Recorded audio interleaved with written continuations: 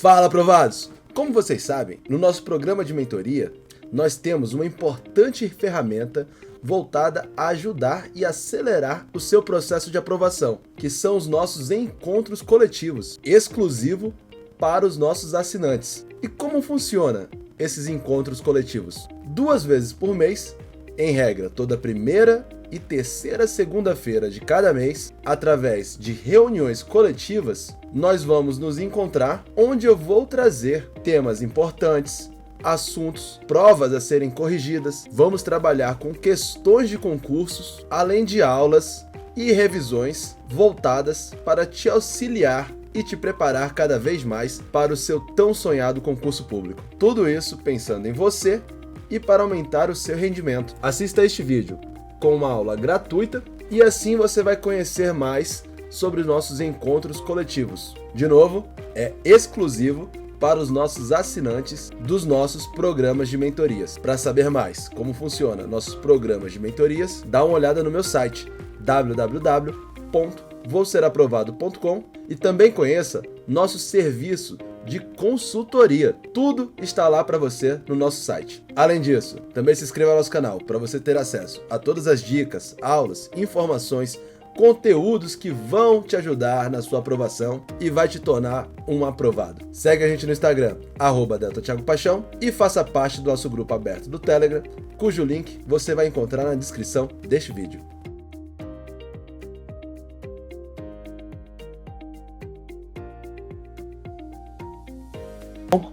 Gravando, valendo agora, ninguém fala mais besteira. Mentira, podem falar besteira à vontade, a gente vai seguir com mais uma aula coletiva. Vamos corrigir a prova da Polícia Civil de Goiás e a prova para escrivão de polícia, prova tipo 1. Então, como sempre, trabalhem comigo, façam a prova junto comigo e a gente vai analisar o porquê de cada alternativa, beleza? E a ideia principal daqui não é vocês errarem, não é eu quero ver vocês errarem. Então, vocês podem errar à vontade, isso não é importante. A ideia principal é a gente treinar a fazer prova, porque o que acontece? Você estuda, chega na hora da prova, você trava. Por alguma razão que eu não consigo entender, mas a pessoa trava ou tem aquela precocidade, né? A pessoa lê o enunciado de qualquer jeito, já quer responder de vez. Não, analisa a questão. E é por isso que eu fico enchendo o saco de vocês, é justamente para a gente trabalhar a análise da questão. Então, bora. Deixa eu compartilhar aqui minha tela.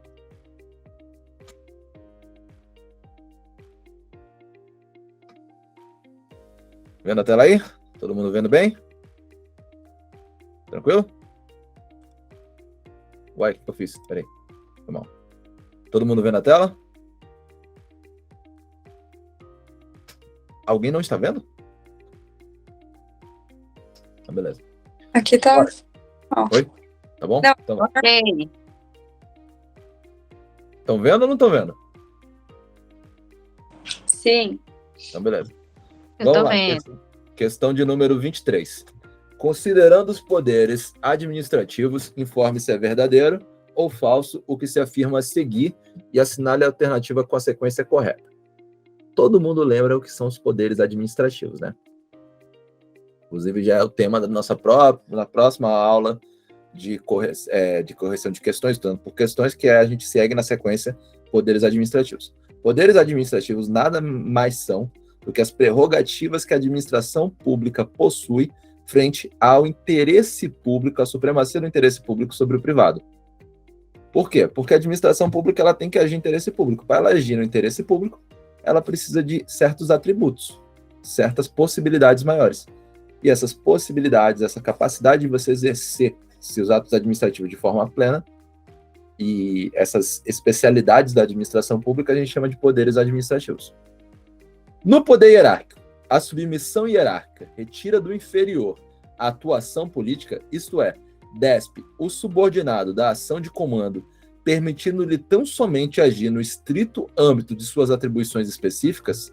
Verdadeiro ou falso?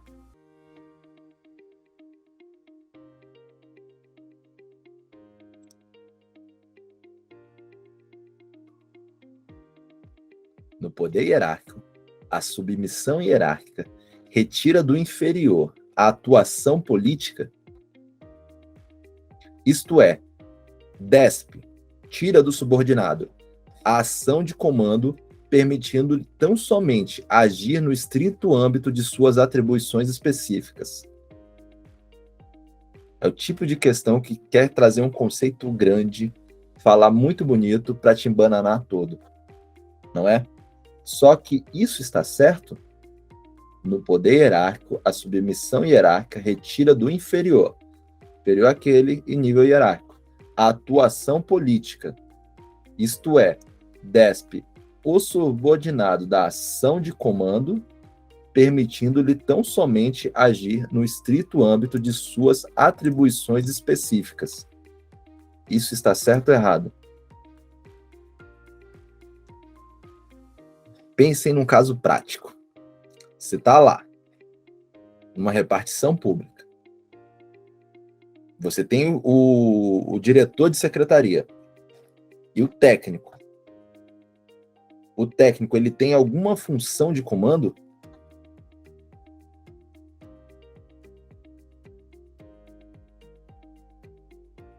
Não, né? Não tem função de comando. E o que ele pode fazer? Agir tão somente no âmbito de suas atribuições específicas. Isso aqui está correto. Por quê? Aquele que está numa posição hierárquica inferior, ele é executor dos atos. Ele não tem uma atuação política, ele não tem uma atuação, ele não pode pensar muitas coisas. Lógico que ele está resguardado pela lei para não cumprir determinadas ordens, aquelas ordens manifestamente ilegais. Mas ele é uma atividade executora. No uso do poder regulamentar, a administração pública controla o desempenho das funções executivas e a conduta interna de seus servidores, responsabilizando-os pelas faltas cometidas, certo ou errado?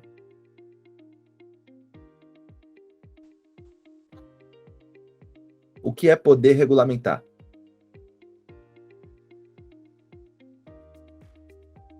Ele está parecendo mais disciplinar, né? Oi? Ele está parecendo mais do poder disciplinar, né? Boa, isso aqui é poder disciplinar. Corretíssimo. Que é falso. Poder regulamentar, Carolina, você está me olhando com cara de idiota. Poder regulamentar é o poder de você regulamentar, ó, já está dizendo isso, regulamentar, você o quê? Especificar a lei. Você traduzir a lei. A gente tem um Estatuto de Desarmamento. Quem define o que são as armas de uso permitido e uso proibido? Não é uma norma infralegal? Isso que vem de uma portaria lá do Exército, agora não sei se é do decreto do presidente, essa coisa embaranou tanto. Mas quem faz isso é através do poder regulamentar, o poder de regulamentar a lei, especificar a lei, complementar a lei. Este poder de controlar o desempenho de funções executivas e conduta interna dos servidores é poder disciplinar, que deriva daqui, ó, do poder hierárquico. Em relação ao poder de polícia, distribuído entre as entidades estatais, a regra é a concorrência do policiamento administrativo dos municípios, estados e União, e a exceção é a exclusividade do policiamento. Isso está certo ou errado?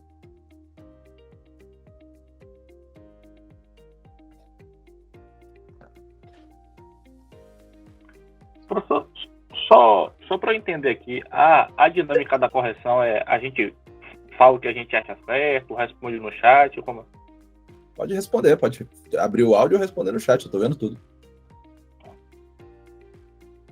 Mas fica à vontade para comentar também, que é bom que eu vou ajustando. Eu acho que é falso, acho que a regra é competência de policiamento bem determinada, de competência de poder de polícia bem determinado, porque senão alguma determinada regra de policiamento vai ficar solto, digamos assim. Quando é concorrente, geralmente tem previsão constitucional, é isso? Certíssimo, cara. Foi na lata. Poder de polícia é o poder de restringir ou limitar liberdades e direitos. Esse poder de restringir liberdade e limitar liberdades e direitos, ele tem que estar na lei. Então, o poder de polícia tem vinculação total com a lei. Não pode haver restrição. Lembra, princípio da legalidade para as pessoas. Artigo 5º, inciso 2. A ninguém é permitido fazer ou deixar de ninguém é permitido deixar de fazer alguma coisa ou obrigar a fazer alguma coisa, senão em virtude de lei.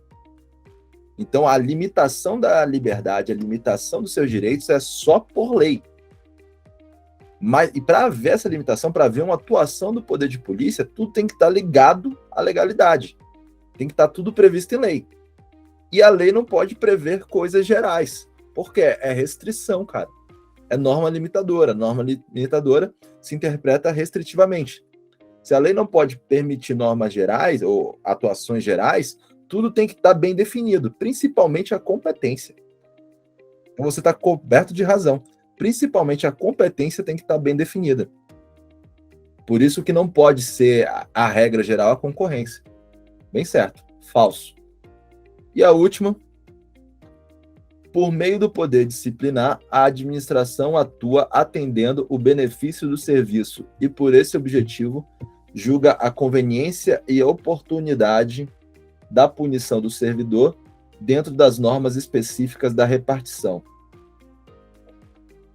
E aí? Essa aqui eu gostei, cara.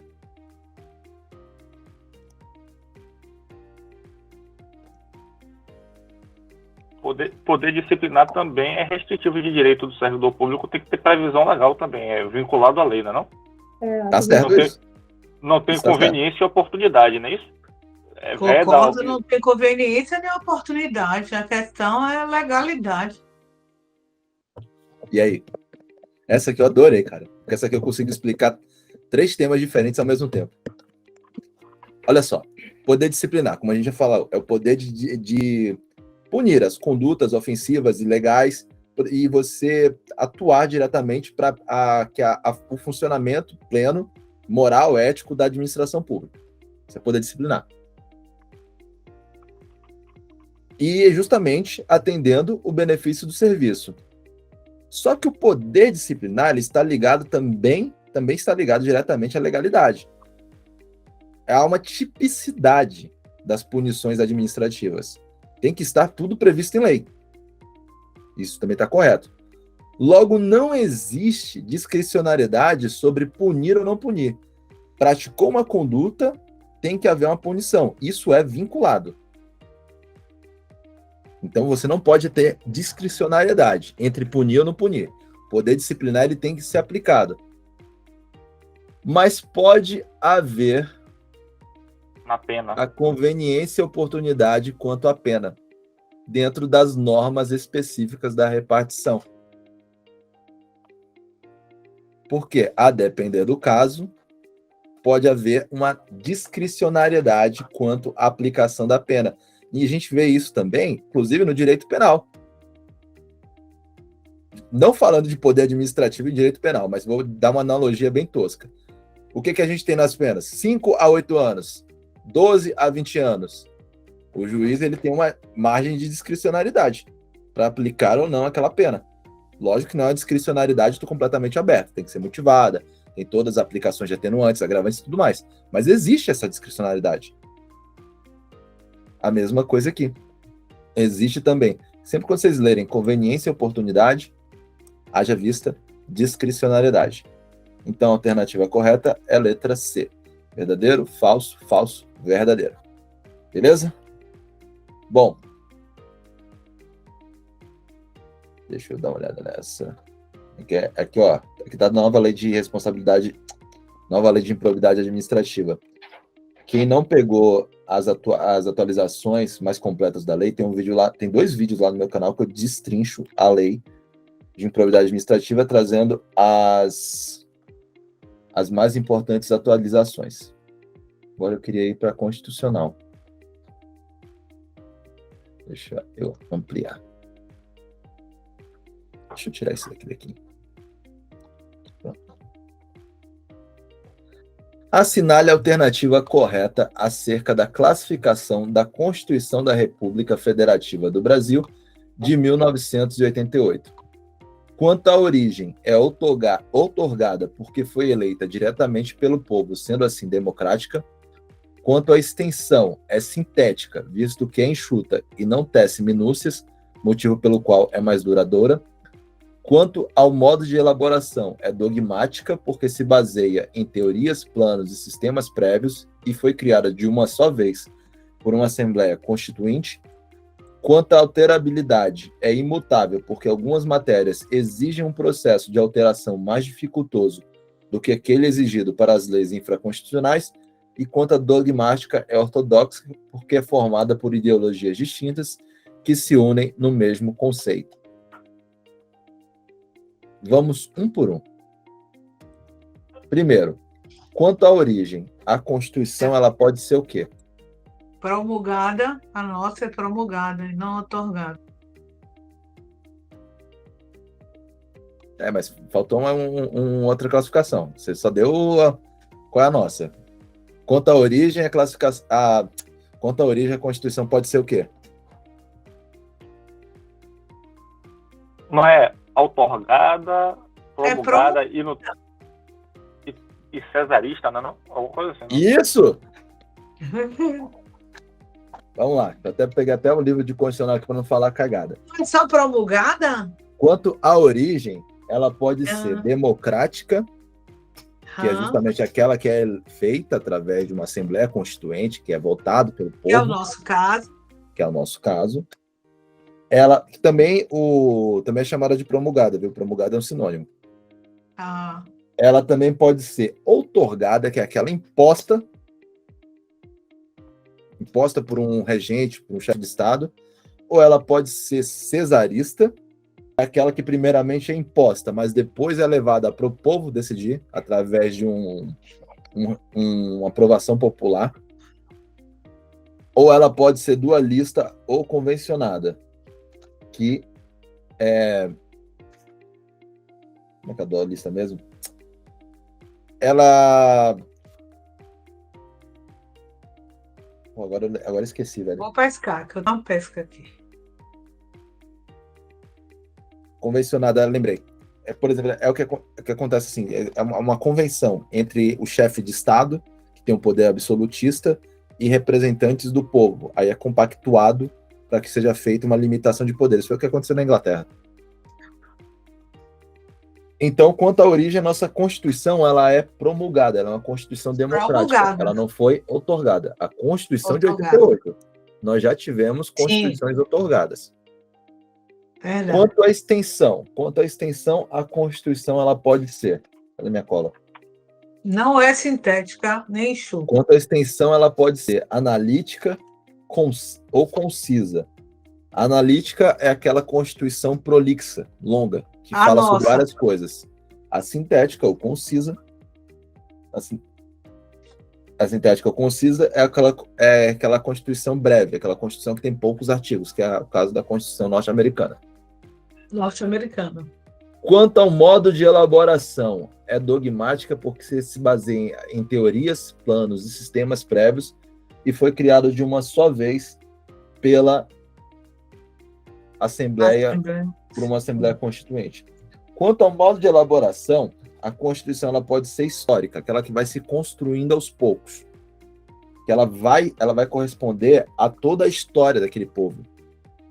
Ou ela pode ser realmente dogmática, ortodoxa, que é um documento escrito, elaborado em uma ocasião certa, que foi exatamente o caso da nossa, letra C. Nossa Constituição, quanto ao modo de elaboração, ela é dogmática.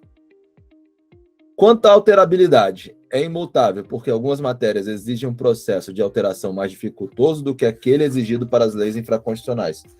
Nossa Constituição, ela é uma Constituição rígida, mas ela não é mutável. Ela exige um processo de alteração mais dificultoso do que aqueles exigidos para as normas infraconstitucionais. Tem um tipo de Constituição que é a semi-rígida, que ela, assim, algumas matérias são consideradas constitucionais, que tem esse processo mais dificultoso, outras matérias não. Isso nós tivemos exemplo dessa Constituição na Constituição de 1824. Aqui no Brasil, apesar de nós termos matérias lá que não correspondem a matérias materialmente constitucionais, foi pleonasmo mesmo. Por exemplo, Colégio Dom Pedro II está localizado, sei lá, aquele negócio lá do colégio. Aquilo não tem nada a ver com... No Rio de Janeiro. No Rio de Janeiro. Aquilo não tem nada a ver com a Constituição. mas está lá na Constituição, é uma norma constitucional. E o seu processo de alteração é através de emenda constitucional. Quanto à dogmática, é ortodoxa porque é formado por ideologias distintas que se unem no mesmo contexto. Quanto à dogmática... Cadê minha cola?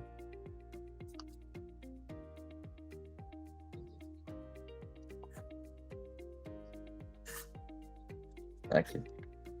Quanto à dogmática, a Constituição ela pode ser eclética, que abrange vários temas, ou ortodoxa, que abrange um tema apenas, ou um fruto de uma ideologia. Nossa Constituição ela é eclética, ela não é fruto de uma ideologia só. Alguma dúvida aqui? Galera que está na primeira vez, se você está tentando entender alguma coisa, não se preocupem, vocês vão ver esses assuntos à medida que vocês forem estudando, vão ficando melhor que esse. A ideia aqui é principalmente que vocês peguem quando vocês treinarem fazer questão, fazendo da mesma forma que eu faço. Eu estou fazendo aqui. Eu não olho só uma alternativa e marco se ela está certa ou errada.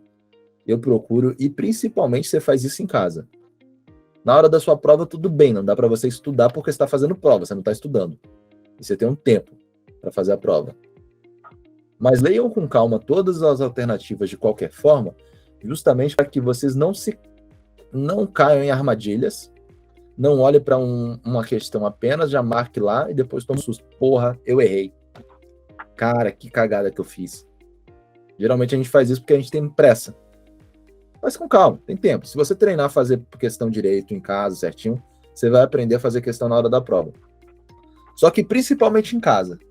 Eu quero que cada um de vocês faça dessa mesma forma que eu faço. Analise todas as alternativas. E outra coisa, e aqui é uma coisa que eu sou uma voz contrária à maioria das pessoas e professores. Não se prendam, na verdade, não se prendam a fazer questões de apenas uma banca. Ah, mas aquela banca cobra de tal forma. Cara, o que eu fiz aqui agora? A mesma, se fosse uma questão CESP, a diferença ia ser que aqui ia ser 5 alternativas, 5 questões diferentes. Uma questão Sebrasp para uma questão da AOCP, não tem tanta diferença se você for fazer a questão. Porque se você for analisar ela de verdadeiro ou falso, nós treinamos aqui 5 questões Sebrasp. Essa ideia de você, vou fazer só questão de uma banca. Eu, sinceramente, acho que você está criando restrições desnecessárias. Se você está treinando questão, você está treinando conhecimento. Se você está analisando a questão de forma correta, você está adquirindo mais conhecimento. Qual é a diferença? Porque você não sabe qual é a banca que vai cair no concurso que vai lhe interessar, né? A gente não tem esse poder de controlar, definir isso. Ainda tem isso? Isso aqui é boa. Estou com um código penal aberto, não sei porquê. Paulo é espanhol e Maria é brasileira naturalizada. E tiveram um filho João, nascido na Espanha. João nasceu na Espanha. João é o nome do meu sobrinho. Nasceu na Espanha. João foi registrado em repartição brasileira competente. Considerando as informações apresentadas e que dispõe a Constituição Federal de 88, assinale a alternativa correta. Primeiro, olha as informações. Paulo é espanhol. Maria é brasileira naturalizada. Existem diferenças entre brasileiro naturalizado e brasileiro nato? Só para alguns cargos que são privativos de brasileiros natos. É presidente da República, de previsão constitucional. O resto não pode haver discriminação, tem igualdade, né? E também tem uma questão lá como é que é? Na concessão de rádio, televisão, esse negócio de imprensa. Sim. Também. E a forma de perda da naturalização também, que existe uma possibilidade para o naturalizado. Mas é exatamente o que você falou, é bem limitado. As distinções entre brasileiro nato e naturalizado são bem limitadas. Então, ela ser brasileira naturalizada não faz muita diferença para nosso caso aqui. A gente já dá para ver pela questão que a gente vai tratar sobre naturalização e nacionalidade, essas coisas. Outra informação importante. João, filho deles, foi nascido na Espanha. Em nenhum momento do enunciado falou que Paulo ou Maria estavam a serviço do Estado. Aí é outra informação que vocês analisam. Nenhum momento aqui falou que eles estavam a serviço do Estado. Bom, João nasceu na Espanha. A Espanha adota qual critério? Jus sanguinis, ou seja, descendente de espanhol vai ter a nacionalidade espanhola. Só que João, apesar de ter nascido na Espanha, foi registrado em repartição brasileira competente. E isso também já tem algumas regras que se aplicam. Aí vamos às alternativas que a questão vai pedir a correta. João é brasileiro naturalizado, tendo em vista que sua mãe, Maria, também é brasileira naturalizada. Erradíssimo. Como eu falei para você, não existe, tirando poucas exceções constitucionais, não existe diferença entre brasileiro nato e naturalizado. Filho de brasileiro naturalizado vai ser brasileiro nato. Ah, mas o Brasil adota o critério do jus solis, que é nascido no Brasil. Essa é a regra. Mas existem exceções quanto ao critério do jus solis, que podem o cara ser considerado brasileiro, mesmo tendo nascido fora do Brasil. Uma dessas exceções é justamente, registrado em repartição brasileira competente. Tá vendo? Eu odeio um programa meu de antivírus, porque toda hora ele bota a busca do Yahoo. Acabei de falar mal do Yahoo. Aqui, São brasileiros, artigo 12 da Constituição. Natos, os nascidos na República Federativa do Brasil, ainda que de pais estrangeiros, desde que estes não estejam a serviço do seu país, os nascidos no estrangeiro de pai brasileiro ou mãe brasileira, não tem nenhuma distinção aqui, isso é nato ou naturalizado, desde qualquer deles esteja a serviço da República Federativa do Brasil, os nascidos no estrangeiro de pai brasileiro ou de mãe brasileira, de novo, nenhuma distinção, desde que sejam registrados em repartição brasileira competente ou venham a residir na República Federativa do Brasil e optem em qualquer tempo, depois de atingida a maioridade, pela nacionalidade brasileira. Então, João é brasileiro nato. Questão, a alternativa A está errada. Como Maria é naturalizada, para que João seja naturalizado, é necessário que ele venha a residir no Brasil e, após a maioridade, opte pela nacionalidade brasileira a qualquer tempo. Errado. Só o fato de ter sido registrado em repartição brasileira competente já garante a ele a nacionalidade de brasileiro nato. João deverá manifestar sua opção pela nacionalidade brasileira após atingir a maioridade perante o consulado do Brasil na Espanha. Errado também. João não precisa manifestar nada, ele já foi registrado em repartição brasileira.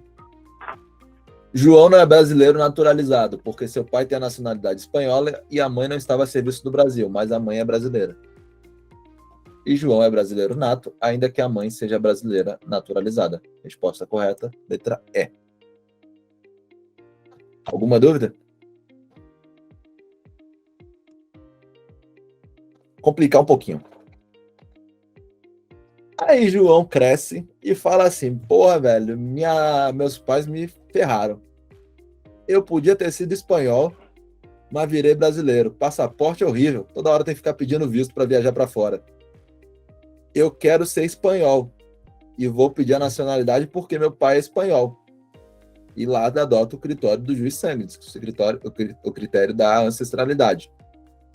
Aí João vai lá e pede a nacionalidade espanhola. Consegue. João deixa de ser brasileiro, sim ou não? Não. Por quê? Porque a origem dele é espanhola. Mas ele também é brasileiro. É a origem dele. Tem preferência, não é? Então ele vai deixar de ser brasileiro? Não, pode acumular. Peraí, deixa eu só ouvir outra pessoa. Quem falou? Há um requisito específico para a perda da nacionalidade O nato não brasileira. perde a nacionalidade nunca, né? Desde que ele abra mão. O nato? Sim, O nato, ele pode abrir ele mão. pode perder a nacionalidade quando ele faz um processo de nacionalização em outro país. Por exemplo, a galera quer ir para os Estados Unidos, vai lá, pede green card, esse negócio todo, para virar cidadão americano. Ele deixa de ser brasileiro, ele vai virar cidadão norte-americano naturalizado. Então ele vai perder na sociedade do Senato, você não é nunca mais. Só que nestes casos específicos, que ele tem direito a uma nacionalidade originária, porque ao mesmo tempo que ele é brasileiro, ele também é espanhol. Porque são duas nacionalidades originárias que estão competindo. Aí ele não vai perder, ele pode ficar com as duas. Que é o que a gente chama de dupla cidadania. Sacou? Deixa eu dar uma olhada nessa aqui, rapidinho.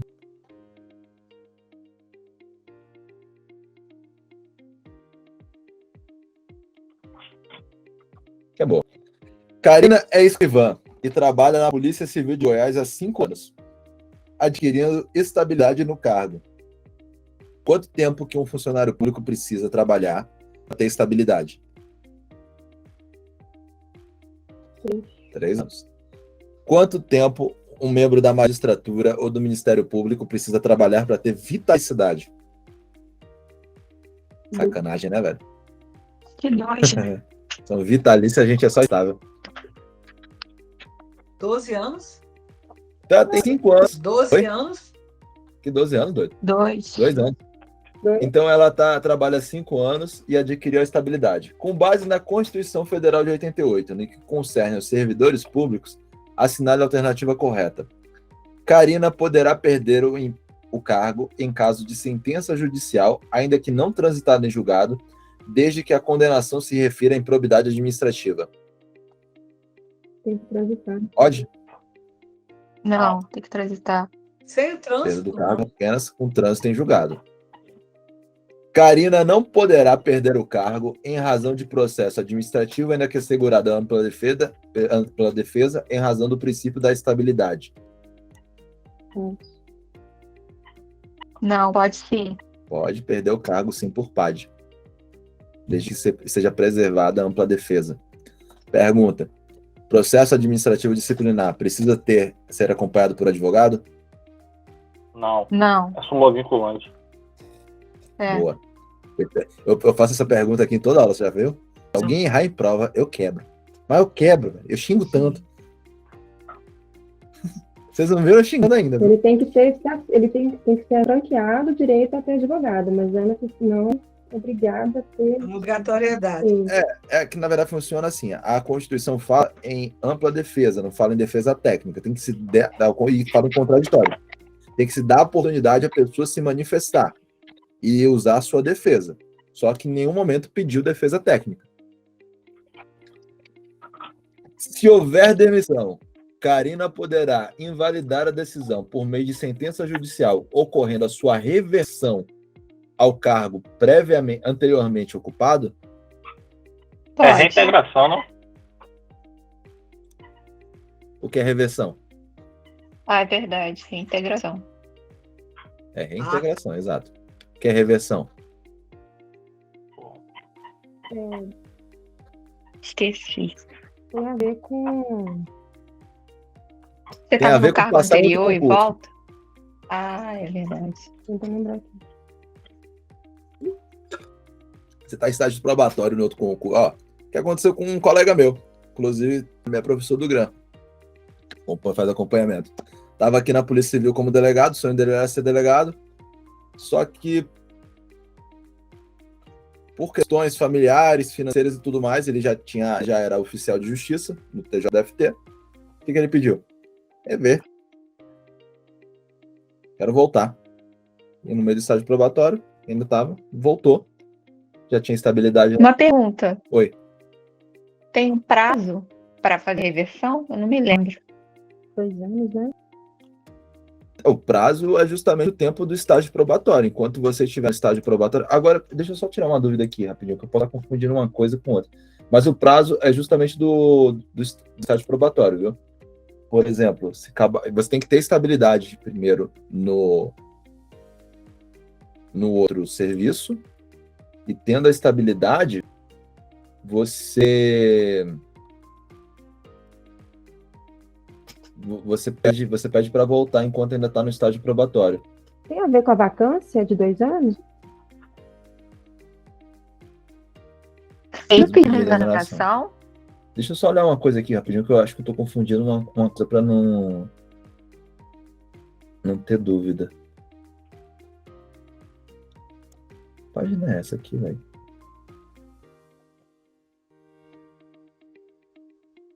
Ai, cara.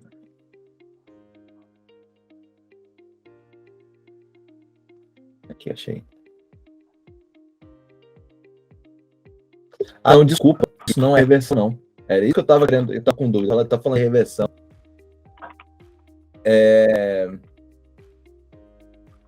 Não é reversão, não. Tá certo. A questão ali tá errada. A hipótese é realmente de reintegração. Isso é recondução, que eu tô falando de estágio probatório. Ah, tá. Essa situação que eu falei de probatório. Reversão é quando o cara é aposentado por algum motivo. E aí há uma... Dessa aposentação? Há uma reversão da aposentadoria dele. E a aposentadoria dele é revista e ele deixa de ser aposentado por invalidez, entendeu? É uma desaposentação. Mais ou menos, por assim dizer. Isso que é... Quando os motivos causadores da inatividade, eles desaparecem, não é assim? Bem, pode ser por várias coisas também. Às vezes o próprio servidor pode pedir a reversão justamente para voltar a trabalhar. Ah, eu me lembro. Porque é adaptado em outro cargo. A adaptação é isso, aproveitamento do servidor em outro cargo. É só para a gente não falar coisa errada, viu? Então, isso aqui da questão, ela está tratando... Isso aqui está errado mesmo. Isso aqui a questão não é a letra D, porque isso aqui é caso de reintegração. É reintegração? Não, a gente está na letra C, né? Letra C. Isso aqui é reintegração. Aqui na letra D, em caso de extinção do cargo de Karina, esta fica em disponibilidade com a remuneração proporcional ao tempo de serviço até seu adequado aproveitamento em outro cargo. Tá correto. Tá correto a letra D? Remuneração proporcional, mas não é Sim. culpa dela de ter ficado a extinção do cargo. Eu Mas acredito tá que esteja errado, não? Não, tá correto, exatamente. A remuneração é proporcional ao tempo de serviço. Realmente não é culpa dela, mas não pode haver um pagamento integral de um serviço que ela não está prestando.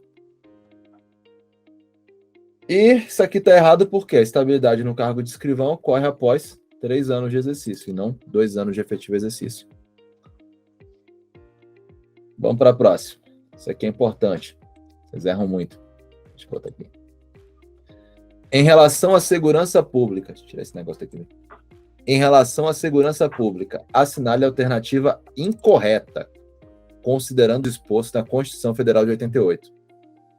A Polícia Federal destina-se a exercer, sem exclusividade, as funções da Polícia Judiciária da União e exercer com exclusividade as funções de Polícia Marítima, Aeroportuária e de Fronteiras? Essa tá errado. Erradíssimo. Uhum. Onde que a gente vê isso? Artigo 144 da Constituição Federal. Olha só.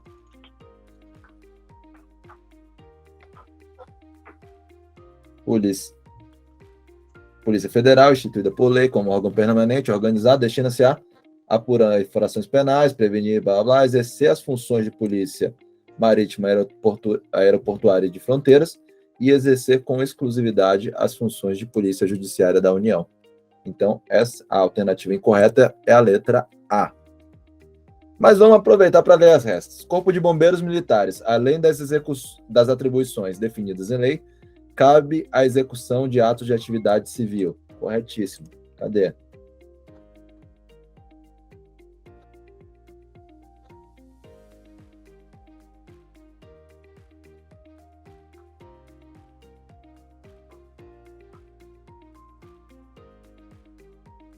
Não está aqui, não. Mas os bombeiros militares podem atuar em atos de defesa civil, mas não está aqui no artigo 144, não. Está em legislação própria. Segurança viária compete no âmbito dos estados, do Distrito Federal e dos municípios, aos respectivos órgãos ou entidades executivos e seus agentes de trânsito estruturados em carreiras na forma da lei. Pois é, segurança viária realmente compete aos estados, Distrito Federal e municípios e respectivos órgãos. Inclusive, em determinadas cidades, costuma-se criar uma entidade para disciplinar a atividade de trânsito. Pergunta, e eu falei na última aula que a gente teve. Quando se cria uma entidade para exercer uma atividade típica do Estado, e a fiscalização do trânsito é uma atividade típica do Estado, nós estamos diante de qual entidade da administração? Descentralizar, não. Fala, Autarquia. fala mais alto, Patrícia. Autarquia. Isso, autarquia. Tô vendo, mas tá certo, pô. Fala com gosto, você tá certa. Autarquia, cara. Autarquia, o que é? Autarquia é uma entidade da administração indireta criada por lei para exercer uma atividade típica de Estado. Então, quando o município decide criar, ele cria uma autarquia. Exemplo, lá em Salvador, a gente tem a Trans Salvador. Segurança Trans pública... Salvador é uma autarquia? É uma autarquia. E o Detran daqui também, né? Não. O Detran também é uma autarquia. A segurança pública é exercida através dos seguintes órgãos: Polícia Federal, Polícia Rodoviária Federal, Polícia Ferroviária Federal, Polícia Civis, Polícias Militares e Corpo de Bombeiros Militares, Polícias Penais Federal, Estadual e Distrital. Correto? Corretíssimo. É o que diz exatamente o artigo 144 da Constituição. Pergunta para vocês, eu fiz um vídeo no canal, estou sendo esculhambado até hoje lá nos comentários, mas como até os comentários ruins geram atividade, então eu deixo lá me esculhambarem. Mas a galera não gostou muito, não. Guarda Municipal é segurança pública? Não. Não. STJ e STF bateram exatamente nisso, falaram não é. Por quê? Porque não está nesse rol do artigo 144. Apesar de estar no texto do artigo 144, ó.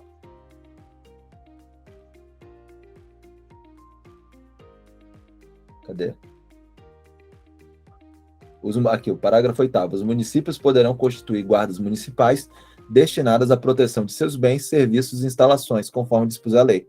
Apesar de estar no parágrafo 8º do artigo 144 a possibilidade de criação de guardas municipais, eles não estão previstos no rol da segurança pública. Eles são justamente para a proteção do patrimônio e serviços municipais. Inclusive, o STJ e o STF disseram que os guardas municipais não podem exercer poder de polícia. Não pode abordar, né? É isso? Pode evitar a proteção, né? Evitar proteção não, evitar a dilapidação do patrimônio público, atingir o serviço, que é o poder lá que eles têm lá, justamente a proteção. Mas não podem realizar operações, abordagem... Nem uso de arma, né? Oi? Nem uso de arma foi facultado a ele. Que Depende. pode, tem limite, não tem? Do município? Acho que até 200 sim. mil, não é? Pode sim, a lei dos desarmamentos, salvo engano, eu acho que deu uma permissão para isso. Inclusive, da questão anterior, da alternativa anterior, segurança viária, compete aos estados e municípios, isso aqui é texto, da emenda constitucional de 82. Segurança viária exercida para a preservação da ordem pública e da incolumidade das pessoas e do seu patrimônio nas vias públicas. Educação e engenharia do trânsito, que compete nos estados, distritos federais e municípios, as respectivos órgãos, entidades, executivos e seus agentes de trânsito estruturados em carreiras na forma da lei. Só uma pergunta. Se ele não Senhora. pode exercer o direito, o poder de polícia, então ele não pode multar, pode? Guarda municipal, não. A não ser como que a lei municipal determine a atuação para aquela entidade no quesito da fiscalização de trânsito. Mas ele não vai exercer o poder de polícia. Aí você fala assim, mas se ele foi atribuído por lei, então seu poder de polícia é a guarda municipal. Deu. Mas não como guarda municipal, por ele ser guarda municipal, mas porque aquela guarda municipal daquele respectivo município foi outorgado um poder de polícia para fiscalização de trânsito. Sacou? Então seria uma lei específica do município. Com certeza. Sempre é um caso de lei específica. Isso, inclusive, acontece em alguns municípios. Tinha um município que eu trabalhei lá no Ceará, a guarda municipal podia fazer fiscalização de trânsito. Entendi. Isso acontece quando o município é pequeno. não tem, apesar de estruturar uma guarda municipal, ele não tem competência. Competência eu falo assim de grana, não tem verba suficiente para criar uma autarquia, para fazer todo o processo, porque tudo isso é grana, né? Você vai criar uma entidade administrativa, é um custo público. Então, o que ele faz? Ele acaba outorgando poderes para instituições que já existam. Entendi. Às vezes pode até outorgar para PM. Teve um caso de polícia civil, também já teve. É complicado, mas pode sim, a depender da lei, a lei preveja essa delegação. E as polícias penais vinculadas ao órgão administrador do sistema penal da unidade federativa que pertencem, cabe a segurança dos estabelecimentos penais. Correto? Corretíssimo. Cadê a polícia penal? Aqui, ó. Parágrafo 5º A.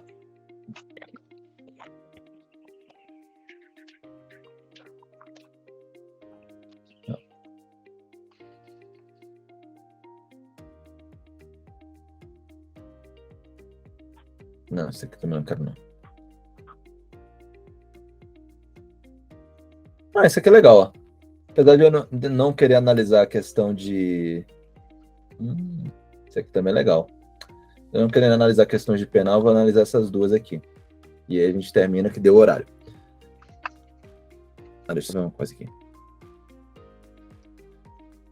São exemplos de delitos uniofensivos e pluriofensivos, respectivamente. Ameaça. Ó, o que é delito uniofensivo? E o que é delito pluriofensivo?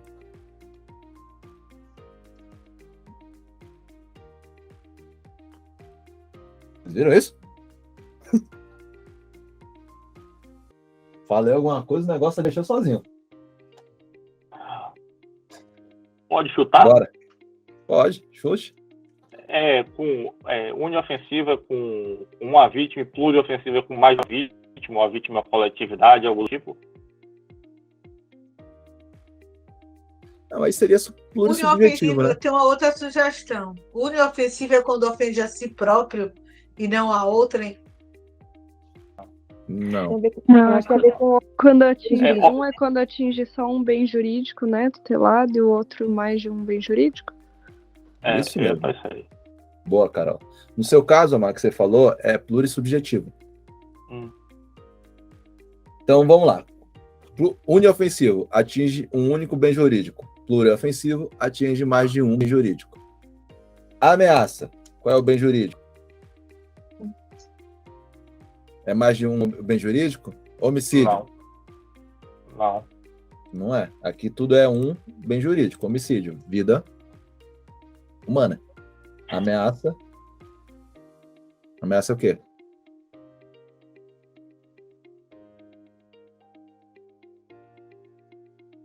Qual é o bem jurídico atingido da ameaça? É incolumidade física, não? Pode ser também. Pode ser incolumidade Depende da física. ameaça.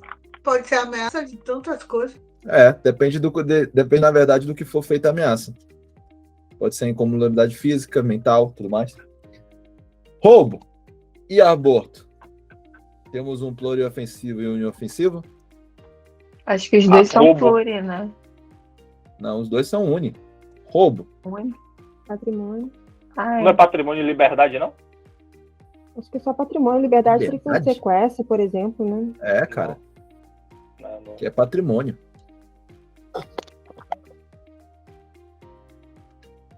Homicídio, instigação, suicídio.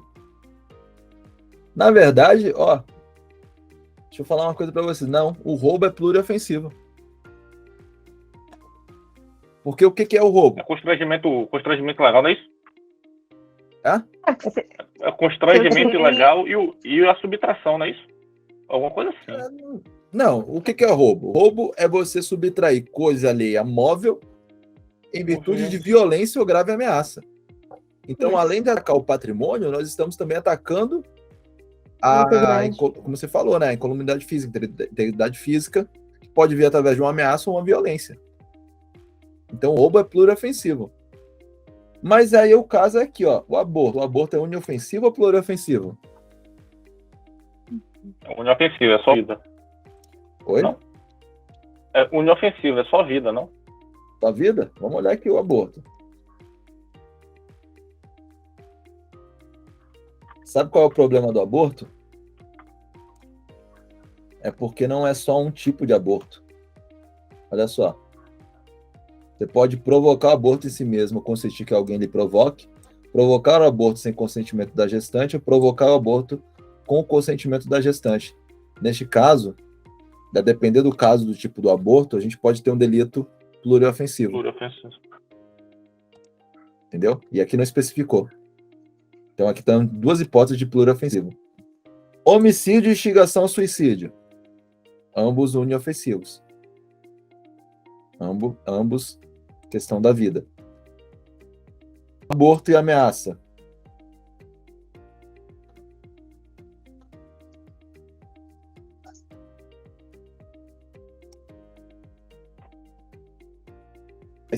O mais correto aqui, sinceramente, tá o E. Mas esse aborto e ameaça também poderia ser, viu? Mas a ameaça é só um bem jurídico, né, não? É só liberdade. Então, mas ele quer um exemplo de um uniofensivo e um pluriofensivo. Verdade. Mas não é na sequência? Não é primeiro o uni, depois o pluri? É furto e roubo, não? Pô, beleza. Aqui, ó. A opção correta é furto e roubo, mas foi bem isso que você falou. Ele pediu exatamente a sequência. Olha só. Literalidade do enunciado. Uniofensivo e pluriofensivo. Então, primeiro tem que ser... Aqui tá certo. Aqui é um exemplo de cada um. Só que a sequência tá trocada. Sacanagem. Furto e roubo. Sacanagem ao extremo. Mas foi uma boa... Quem foi que falou isso da sequência? Foi uma boa sacada, viu, Amanda? Parabéns, você analisou exatamente, ó. Você deu uma olhada aqui e falou unifensivo e pluriofensivo, que é furto e roubo. Acontecem... Uma questão pequena, mas a questão é difícil, viu, bicho? Parece simples, mas é difícil, né, velho? E é o tipo de questão que sacaneia você. Vou lá para terminar. Vou aumentar isso aqui. Assinale a alternativa que apresenta o delito e sua respectiva classificação quanto ao sujeito ativo. Agora a gente vai para sujeito ativo. Infanticídio, delito comum? Não. Não. O que a gente tem? Mão A gente tem própria, né? crime próprio, crime de mão própria ou crime comum. Crime próprio existe uma condição especial do sujeito ativo. Ou do sujeito passivo. Crime de mão própria. Além dessa condição especial, exige uma atuação específica. Infanticídio só comete um infanticídio a mãe em estado puerpério. Então é um crime próprio. Falso testemunho ou falsa perícia. Delito de mão própria? Sim. Sim? Porque é só testemunho ou perito, né? Exatamente. Delito de mão própria. É o exemplo que a gente mais tem na doutrina. Peculato. Delito especial impróprio? Não. Delito próprio. Crime próprio. Só comete peculato funcionário público. Rixa. Delito especial próprio? Crime comum. Ameaça. Delito de concurso necessário? Precisa ter concurso para ter a ameaça? Não. Altamente não. Bom, deu nosso horário. Acabamos por aqui. Nossa segunda aula coletiva de janeiro. Primeira semana de fevereiro. Primeira segunda de fevereiro. Ao que tudo indica, nós teremos a nossa primeira aula coletiva. Caso tivermos alguma alteração, mando para vocês no grupo. Beleza? Beijos a todos, boa noite e até a próxima. Qualquer dúvida, falem comigo e relatórios. Galera que não me enviou ainda. Galera que me envia relatório sexta-feira à noite, eu só vou ler na terça-feira da semana que vem. Por quê? De sacanagem. Sexta-feira à noite. Quem manda e-mail sexta-feira à noite? Então, é melhor até enviar. Você passou a semana inteira, você segurou o negócio a semana inteira para enviar na sexta-feira à noite. Não faz isso, pelo amor de Deus. Não queira ser xingado assim. Começou o ano já, tô aqui todo animado, feliz da vida. Não façam isso agora. Manda meu relatório antes. Beleza? Mas manda meu relatório. Não segurem ele, não. Beijos a todos e até a próxima. Beijo, Obrigado. boa noite. Tchau. Boa noite.